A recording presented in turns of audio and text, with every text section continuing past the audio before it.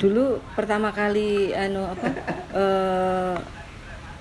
balur di sana itu saya cuma nganter sebetulnya, nganter bule yang stroke itu. Oh, bule. Saya mulai merokok kan 20 November 2015. Gara-gara bulan Juli apa ya? Saya Idul Adha itu. Agustus apa September gitu loh. Pulang, biasanya kalau riayan kan kalau di kampung pasti kumpul. Nah, saya lihat tuh bule nggak ada. Ngapa lo bule itu masih setahun stroke. Udah bolak-balik rumah sakit entek mobil siji. Kayak gitu. Mobil tepak itu mobil ngangkut padi, mobil ngangkut cabe. Pikap. Tak sembuh-sembuh tapi cek ngangge kerek kae. Wah, saya ingat dulu Mas Ipung itu saudara sepupunya Mas Sidik pernah ngomong, "Neng nang bulan ki wong stroke diobati wong ngerokok." Itu baru pertama kalinya saya. Terus saya ke tempatnya bule itu tak angkut ke sini. Hari pertama saya belum ngerokok, bule seger udah bisa jalan. Kereknya udah ditinggal. Hari pertama? Hari pertama balur? Iya, udah bisa jalan tanpa kerek dari tadinya tempat kamar. Iya, yang segi 4 itu loh. Nah, terus duduk, kok iso, tapi saya kan belum merokok. Iya. Sebelumnya nggak tahu kalau itu tempatnya Mas Sidik. Pasti balur. Kok gue? Bukan, kan dari Mas Ipung kan wis ngerti aku. Mak ketemunya kan di situ. Kan Mas Ipung di Kelata itu sering cerita gitu loh. Mas Sidik adik kelasku ki. Wis suwe ra ketemu 20 tahunan. Ya iku saiki nambane wong stroke karo rokok-rokok ki.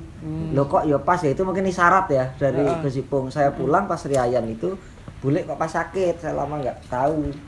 Biasanya kumpul-kumpul kok ra ono.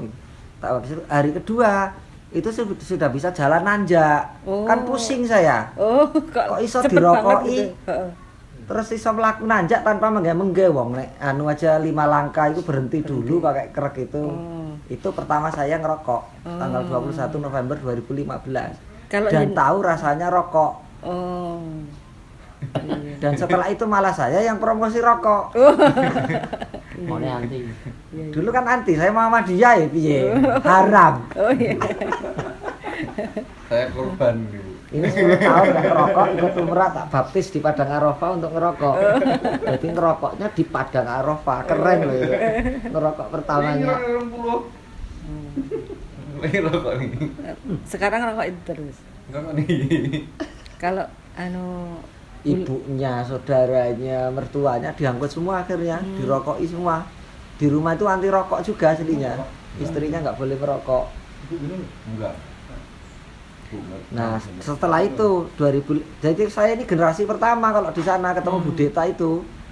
Budeta juga ini. Budeta 2016 kalau nggak salah. Setelah saya. Budeta itu katanya kanker payudara. Dua-duanya udah hilang, itu udah habis 900 juta di Guangzhou, udah kepotong. Datang posisi pelontos, gundul-dul. Sekarang kayak gimbal, kayak irian rambutnya. Karena kenapa dibawa ke situ ya? Karena orang Guangzhou dokternya bilang ya ini nggak lama sudah. Udah nggak bisa bertahan gitu ya, maksudnya. Udah pokoknya nggak suwe lah. Jadi ketika orang sudah medis aja katanya nggak ada harapan, ya saiki ibarat wong lu iki alang-alang nek mbok ombe ya dilakukan kan. Iya. Waktu itu Budeta pergi ke UGM, ada seminar tentang tembakau yang ngomong Profesor Satiman, muridnya Bu Greta. Ngomong gini loh, tiba ning cedak omah ono penambahan kanker, berangkatlah ke sana. Hari pertama aja udah seneng deh, seger awake. Akhirnya Profesor Johan setiap hari nganter ke sana. Saya jadi akrab sama Profesor Johan, apalagi dia kan sering ngajar ke Amsterdam, ke Austria, ke Wina, dan saya pernah ke sana semua. Akrab keluarganya tadi nih. Jadi saya menemani Budeta itu hampir setahun terapi itu.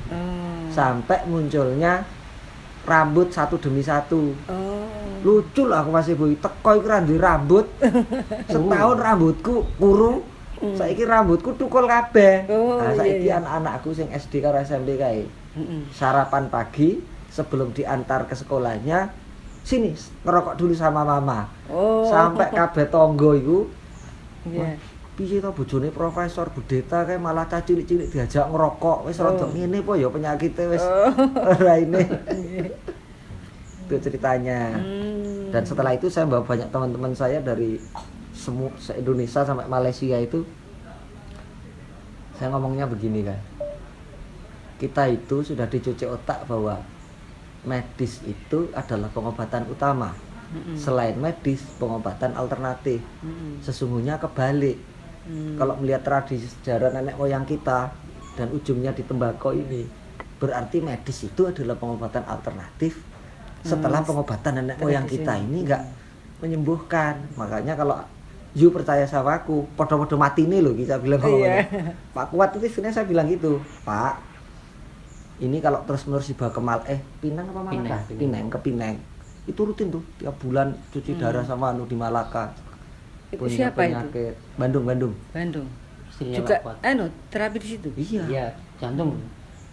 Jantung dia, pokoknya sudah komplikasi lah, udah cuci darahnya itu di Malaka itu, Pak Kuat. Resikonya sama-sama mati. Kalau dibawa ke Malaka dan matinya nanti di sana, biayanya mahal. Ini berangkatnya aja mahal, apa yang memulangkan jenazah. Nek podo-podo mati nih, mending dibawa ke Jogja. Biayanya murah dan bisa dikubur di Bandung. Biayanya paling sekali angkut anggulan 3-5 juta lah nyampe itu sudah. Jadi kalimatnya LSE. Udah kali ini percaya, dibawalah ke sini sama sopirnya. Bu Kuat itu rencananya 3 hari. Kok badannya sewager enak, nyambung 7 hari. 5 hari apa 7 hari ya? Pertama 5 hari ya. 5 hari. Waktu itu villa udah jadi belum ya? Belum ada ya? Belum. Masih nginep di dalam. Jadi rumah induk itu.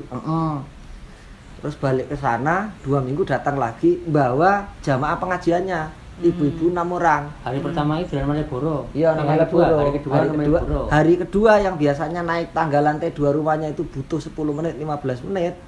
Ini hari kedua balur, malamnya minta ke Malioboro karena seneng. Lah sing mengge-mengge Pak Kuat. Sudah sama sepuhnya kan, udah 60-an lah. Aduh Mas Ibu, dari ujung 0 sampai ujung kantor pos aku ngancani melaku, aku sih mengge-mengge bojoku ngetek terus gitu. Nah 2 minggu lagi dia bawa ibu pengajiannya karena seneng. Jadi ceritanya gini, Bu Kuat itu sudah menganggarkan pokoknya dana kita untuk berobat ini 200 juta. Harus pokoknya habis lah. Tapi ternyata 3 hari di situ aja udah lumayan enak. Udah enak banget. Tapi ini nadarnya kan sudah ini untuk mengobati. Jadi gimana caranya? Tetap 200 juta itu untuk dianggarkan untuk ngobati. Akhirnya teman-temannya pengajian dikumpulkan. Dibawa 6 orang berangkat, dibiayai full sama Pak Kuat. Itu yang sakit ataukah yang sembarang ditanyain siapa jawab pengajiannya Bu Kuat yang sakit. Pokoknya jalan-jalan ke Jogja gitu ngomongnya. Sekalian berobat. Iya. Akhirnya hampir tiap 2 minggu itu bawa orang baru jamaah yang sakit-sakit itu. Yang saya kemudian dicurhati sama sopirnya itu, Kang Asep itu. Duh, saya cuma laki-laki sendiri ya, metenteng neng dalan ini 8 jam neng Malioboro ora ngerti apa-apa. Untung ada Mas Ibu ini bisa ngudut, bisa ngobrol lain-lain dunia laki-laki. Repot Mas ngurusi ibu-ibu kan. Oke, kita belanja ke sana, ke toko sana. Dia sendiri kan nggak tahu juga posisinya, jadi kan misling terus itu Kang Asep itu. Gitu ceritanya. Jadi akhirnya ya mungkin 50 orang ada yang dari saya tak rekom, dan termasuk yang di Bali itu si Saryade Made pengusaha kuliner itu, ibunya besoknya jadwal siang operasi, hari ini cari tiket baru Garuda terbang ke Jogja. Karena dari awal omongin kalau dioperasi dah menurutku gak jamin. Nah, dia percaya sama saya karena di kelas itu murid saya di mentor EU, di kelas EU itu murid, ya udah Mas, pokoknya saya terbang ke Jakarta ya Bu, saya tak batalkan dulu operasi, terbang ke sini dan akhirnya sembuh. Akhirnya bapaknya nggak merokok, ingin kesini juga, nginep sendiri 3 hari di sini sama Sari Made di bulan keberapanya gitu. Bapaknya jadi kenal saya, akrab sama saya. Kalau itu sakit apa itu? Kanker payudara. Si Made. Bu Deta berarti sejak tahun 2016 sampai sekarang.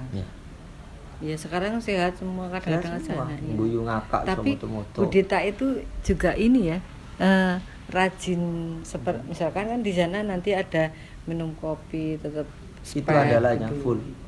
Kadang kan Mas sendiri. Kadang rokok saya itu juga awal-awal itu sebelum punya pegawai banyak gini, itu rebutan sama Budeta. Oh. Punya Mas Ibu tak bawa dulu lah. Zaman itu 2016 itu. Pokoknya intinya tembakau gitu ya. Makanya saya kalau ngomong ke orang-orang, lu kok rokokan Mas Ibu? Ini bukan rokok, ini asam amino. Tapi bentuknya seperti rokok. Seperti rokok gitu bener ya. mbok salah pokoknya. Bu jamu bakar ya apa? Ada teman yang ngomong jamu bakar. Jamu Saya bakar. ngomong, Oh iya. ini iya. asam amino. Cobaan toh, ini asam amino loh, bukan rokok. Tapi kok tembakau? Ini memang banyak tembakau, tapi asam amino. Kalau teori psikologi kan, yakinkan 3 kali, masuk bawah sadar pasti mau kan. Oh iya iya. Termasuk beliau ini, saya ngapusinya itu butuh 6 apa 7 hari gitu, sampai Padang Arafah itu, baru mau rokok pertama. Itu Sak kamar padahal aku. karena diyakinkan sama jamaah saya itu kan harusnya di rumah sakit sebelum umroh. Dulu rokok. Sama dokternya disuruh tanda tangan jika terjadi apapun rumah sakit sudah nggak bertanggung jawab. Enggak Pak, saya kalau mati dalam posisi umroh insya Allah syahid. Ngomong ngono ya udah, alasannya ideologis kan dokternya nggak bisa apa-apa. Tanda tangan dia, istrinya, anaknya berangkat sama bener sama beliau berangkat pas di Turki itu di Uludak suhu dingin itu pecah kepalanya, pendarahan sampai sebaskom itu. Kali obat. Itu karena apa itu? Obatnya dari dokter di hotel. Pas saya ngomong bawa 19, Ustadz nggak usah ikut ke sana, rokokan saya dulu. Loh, saya nggak merokok, saya Ustadz Muhammadiyah. Terus tak rokoki 3 batang, mandek Om. Loh, badan saya kok seger. Terus sampai di mana? Pas umroh itu kan saya ada testimoni, ada session testimoni, pengalaman hidup, masa-masa sulit, masa-masa merasa ditolong Allah, gitu. Lah Ustaz juga pas mau ikhram kedua, bareng ini juga, setelah ikhram resmi kan kita bebasin loh, umroh berikutnya.